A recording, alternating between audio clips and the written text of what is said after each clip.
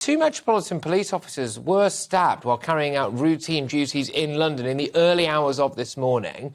A young female officer suffered an injury to her arm, which may be life-changing, apparently, and a male officer was also badly injured. A man believed to be in his 20s was arrested at the scene, but I suspect there's a slightly wider point to play here, and the former Met Police officer, Chris Hobbs, joins me in the studio now to discuss this. Chris, thank you very much for bringing us here. There's an arrest been made in this case, and we don't want to necessarily go into the absolute specifics of this. I want to talk to you about a wider issue, and that is morale in policing generally. They're going out and facing arguably more threats, people with less respect, more heavily armed, more readily willing to use some of these arms, and potentially less support from the higher-ups.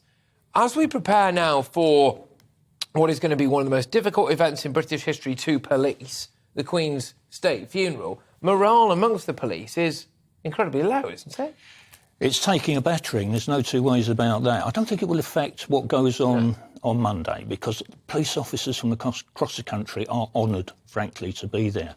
But we're seeing a longer-term problem. What we're seeing is constant denigration of the police. Now, of course, if something goes wrong or there's a tragedy, as we've seen recently, someone dies, someone gets badly hurt, that should be investigated.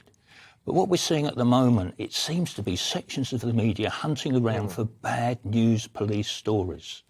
And what that does, and many officers will say this, it emboldens the lawless, the criminals, the activists, to have a go at police officers.